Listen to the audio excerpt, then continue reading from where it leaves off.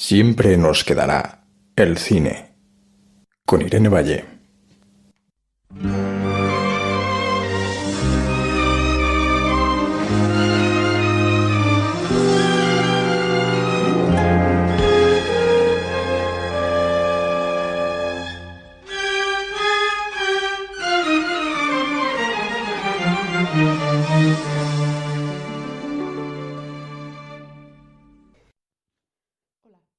Soy Irene Valle Corpas y os doy la bienvenida a nuestro programa de cine, Cinéma Notre Amour, para Radio República. Este es un espacio semanal dedicado al cine que tiene como propósito incentivar a nuestros oyentes a disfrutar de este arte. Como saben, este programa toma prestado su título en un pequeño juego de palabras de la conocida cinta Hiroshima Mon Amour, que ya comentamos en la primera sesión. Para honrar a los cinéfilos de la nueva ola, que comenzaron viendo películas para luego tomar las cámaras como un modo natural de prolongar su amor por el cine, hemos querido inaugurar esta sección para la Radio República. En ella comentamos algunos títulos principales del séptimo arte con el fin de invitar a nuestros oyentes a que hagan lo propio, es decir, a que tomen asiento y disfruten de ese placer que es también una forma de pensamiento, que es el cine. En las dos sesiones anteriores hemos presentado dos películas que, aunque alejadas en el tiempo y en el espacio, tienen en común un cierto hilo argumental, podríamos decir, ¿no? A partir de esa pareja de extraños que de repente se conocen y viven una relación intensa, fortuita. Y a partir también de un juego similar con las imágenes entre lo ficcional y lo documental. Hoy quisiera cambiar de aire y abrir el programa a una nueva serie de sesiones dedicada, en este caso, al cine en la transición española, y lo voy a hacer por varias razones. Primeramente por el interés que despierta este capítulo de nuestra historia, y más en los días que vivimos, pero sobre todo porque durante ese tiempo se hicieron algunas cintas muy interesantes que narran, que documentan este periodo y que son, sin embargo, algo desconocidas, al menos para un público general. Vamos a introducirnos hoy en esta nueva serie dedicada al cine de la transición, o al cine en la transición, podríamos decir, a través de un documental en dos capítulos titulados Después de, y el primer capítulo es Atado y bien atado, quizá algunos de nuestros oyentes lo conozcan.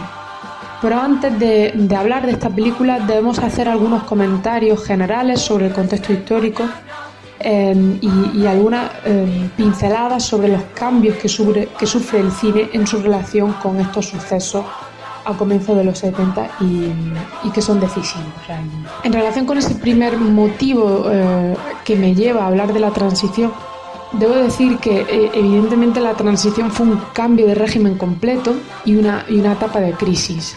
La transición es el núcleo ideológico del relato de la España actual, y para la gente de mi generación que no la hemos vivido y que casi se nos ha impuesto como un mito, como un relato épico, nos ha empezado a interesar últimamente, y por razones evidentemente para enjuiciarla, ¿no? Para contestarla, para mirarla con otros ojos. En los últimos tiempos todo el mundo se pregunta, y no es solo un fenómeno que ocurre en España, todo el mundo se pregunta qué pasó en esos años de revuelta para que luego todo diese un giro radical, y cómo en aquellos años está el germen de la situación en la que vivimos actualmente, ¿no? Y sobre todo en España, de esa crisis de régimen en la que estamos inmersos desde hace algunos años. Bueno, creo que estamos asistiendo a una relectura crítica de aquella etapa, y yo, que me dedico al cine, o que me interesa el cine, hago lo propio, pero acudiendo al archivo, a esa memoria hecha con imágenes, que es el cine. Se dice que la transición es ese periodo que va de la muerte de Franco en el 20 de noviembre del año 75 al triunfo del PSOE en las elecciones generales del 82. Este es el marco más o menos oficial de fecha, pero se hace evidente que los procesos sociales son bastante más largos, tienen un recorrido más dilatado, y estos procesos sociales, como los artísticos, nos obligan a retrotraernos, a remontarnos un poco antes en el tiempo para entenderlo. Podemos decir que desde finales de los años 60 ya se sentía una erosión del consenso social, ya se notaban síntomas de claro desgaste del régimen, tanto por disputas internas como por presiones de la sociedad civil, y que las problemáticas sociales eran más que notorias, más que palmarias en 1968, en 1969, ¿no? Esos años cruciales. Todo este descontento social va cristalizando en distintos episodios que se convierten en episodios más o menos simbólicos, en jalones, como la capuchinada barcelonesa en el año 66, la gran manifestación en enero del 67 en Madrid en apoyo a la lucha convocada por comisiones obreras, o la huelga un mes después en las universidades para condenar la detención de estudiantes. Otro de los momentos más calientes de estos años fue el episodio del proceso de Burgos y algo después los sucesos de Vitoria, también conocidos como la matanza del 3 de marzo en el 76, es decir, muy poquito tiempo después de la muerte del dictador. A estos episodios de violencia policial o de violencia de grupos políticos, habría que añadir el hecho importante de que en España, como en todos los países del primer mundo, si lo queremos decir así, España se hallaba inmersa en una crisis económica derivada de la crisis del petróleo y de la desaparición del patrón oro, que traería consigo consecuencias muy graves en la economía mundial. A esta crisis respondieron las distintas luchas obreras y campesinas repartidas por toda la geografía y otras formas de respuesta social, como los movimientos de vecinos, que aparecen alrededor de los 70 para protestar por la precaria situación de los barrios, sobre todo de los barrios periféricos de las grandes urbes, a las que llegan masas de migrantes para trabajar y que se encuentran que sus barrios no contaban ni con los servicios mínimos para darles acogida. También a finales de los años 70 tenemos que hablar de colectivos muy activos de protesta formados por homosexuales y por personas con orientaciones sexuales no hegemónicas que sobre todo en el entorno de Barcelona estaban tomando la calle para gritar, para protestar contra su situación de opresión y subalterna, ¿no? Hasta 1979 ser homosexual en España se consideraba un delito, muchos fueron represaliados por el franquismo y dieron con sus huesos en la cárcel o recibían palizas, etcétera, pues eran considerados dentro de la ley de vagos y maleantes o de la ley de peligrosidad y rehabilitación social, que era su versión a partir del año 70. Sea como fuere, tenemos entonces un panorama de contestación social entre los obreros, los estudiantes, los intelectuales y, por supuesto, también entre las mujeres que alzan su voz contra un régimen que él mismo estaba teniendo fuertes divergencias y problemas internos, ¿no? Se dice que la transición fue llevada a cabo por los sectores más reformistas del régimen, también se dice que cayó ante los golpes de la presión social, bueno, quizás las dos cosas. El caso es que desde un punto de vista artístico y fílmico, este arco temporal que marcan las fechas oficiales, es decir, entre el 75 y el 82, no nos sirve. No nos sirve porque habría que remontarse un poco antes, habría que ir a hablar de un periodo que va desde el 66 hasta más o menos los primeros años 80. Si no, no vamos a entender, rara vez entenderemos bien la explosión de vanguardia y de nuevas y arriesgadas prácticas fílmicas que se da entonces. Más allá de ismos, de estilos, de nombres propios o de movimientos, quisiera decir que lo que pasa en los años 70 en el cine y en general en el arte es que hay un intento muy profundo de fundir el medio con la historia, como ya decíamos en las sesiones anteriores. Ahora esto se hace absolutamente perentorio, ¿no? Fundir el cine con los acontecimientos, fundir el cine con la militancia, incluso, es decir, hay una vocación tan documental que incluso vamos a ver que ciertas formas de filmar se acaban cuando se acaban los procesos históricos a los que habían servido, o cuando desaparecen los colectivos y las subjetividades en las que esas prácticas fílmicas y artísticas se concebían, ¿no? Dicho rápidamente, hay un cine de la contestación social, crítico y documental que solo puede concebirse en estos 70 alargados y que va a ir desapareciendo en buena medida en el marco de una visión celebratoria, festiva y consumista que se sostenía de la cultura ya pues después de la victoria del PSOE y a todo lo largo de los 80. Lógicamente, para estos documentalistas comprometidos, el primer movimiento que tenía que hacer el cine era llevar el medio a todas partes, ¿no? Como asegura un crítico, en el año 68, para la franja más radical de los cineastas, una cosa es segura: hay que aprender a salir de la sala de cine o aferrarla a algo distinto, es decir, hay que colocar la cámara allí donde tradicionalmente no había sido invitada.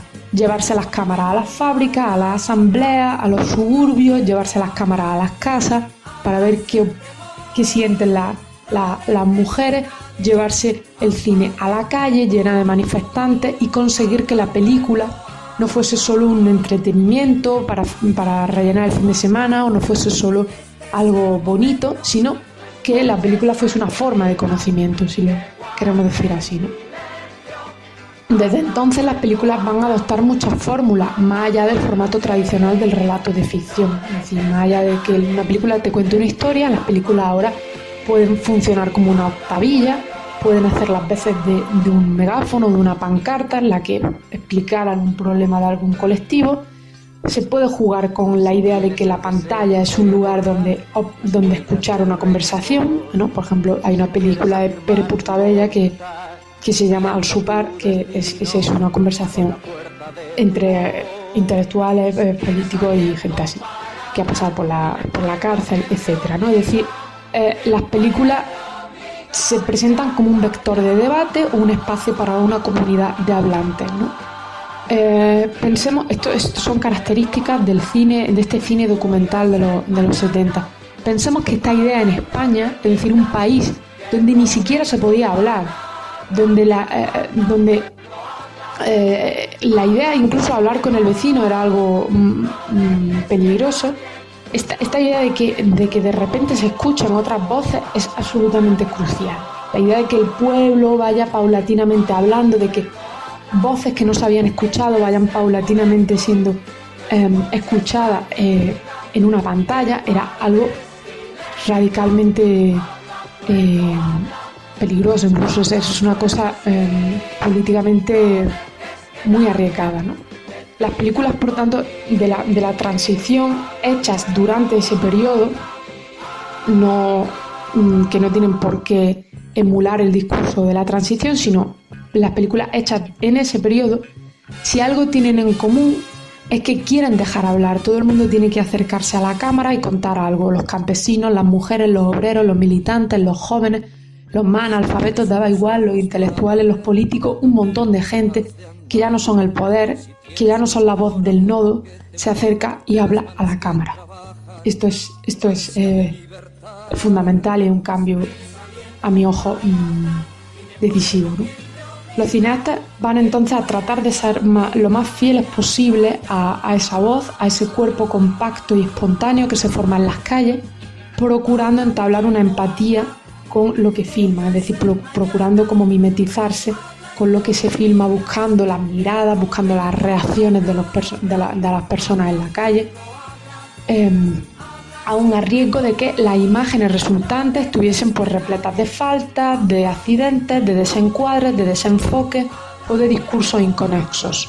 Es decir, eso daba igual. Lo importante es que el cine fuese cercano, que el cine fuese rápido, que el cine fuese certero con los sucesos históricos.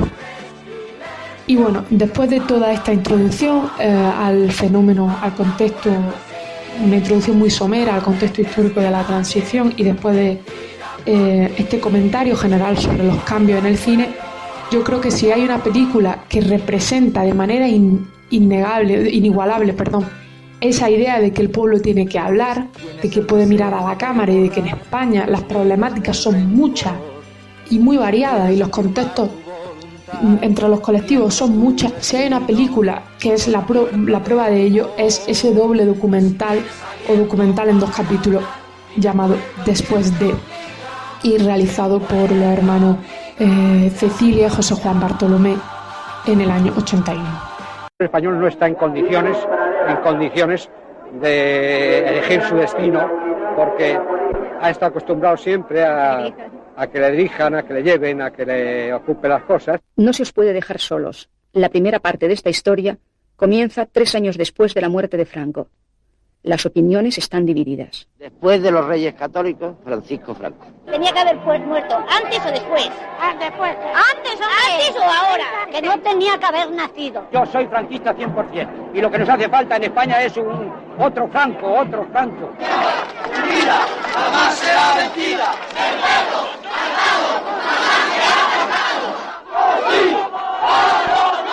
La izquierda sale a la luz. En el país empiezan los cambios, pero junto a lo nuevo, parte del viejo sistema permanece.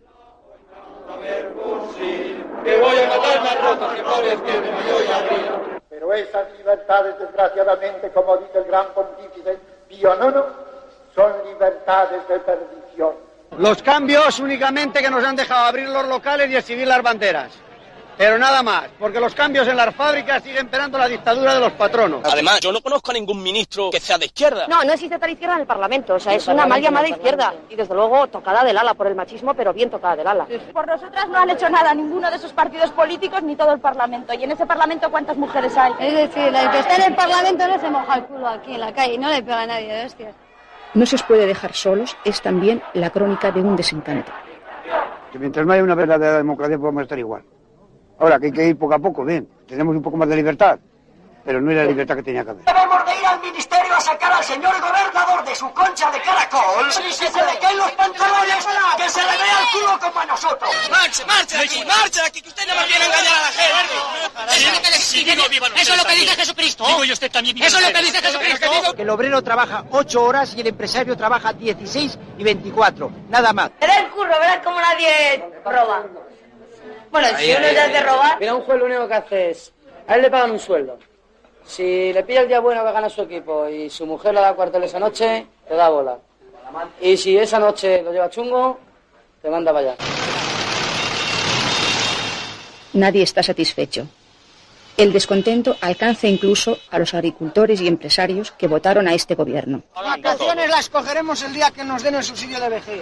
Sí, si llegamos a ello. Si no te mueres antes es cuando vamos de vacaciones.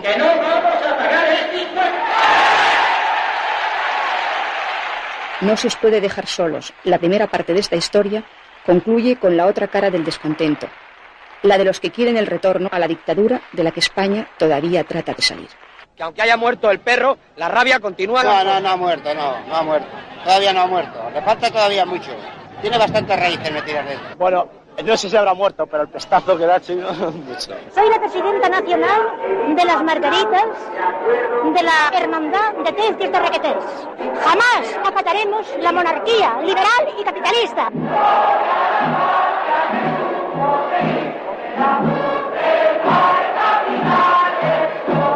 ¡Arriba España! ¡Vencimos y venceremos! ¡Tenemos fe en Dios! Somos católicos, apostólicos, romanos. Sabemos que tenemos que pasar este baño de sangre. Después de...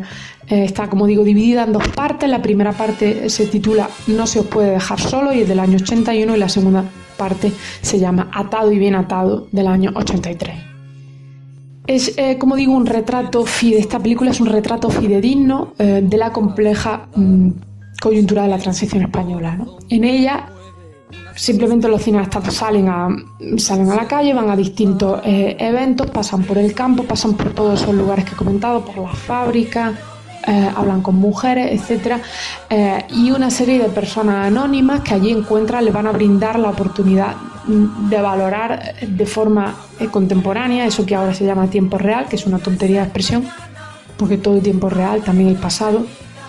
Esas personas de forma contemporánea cuentan, ¿no?, lo que están viviendo, y el espectador puede hacerse una valoración del momento histórico en ese presente. Los auténticos protagonistas de la película son, por tanto, los españoles que están, el pueblo español, el conjunto de las personas que están tomando parte en ese proceso de transición, o de mal llamada transición.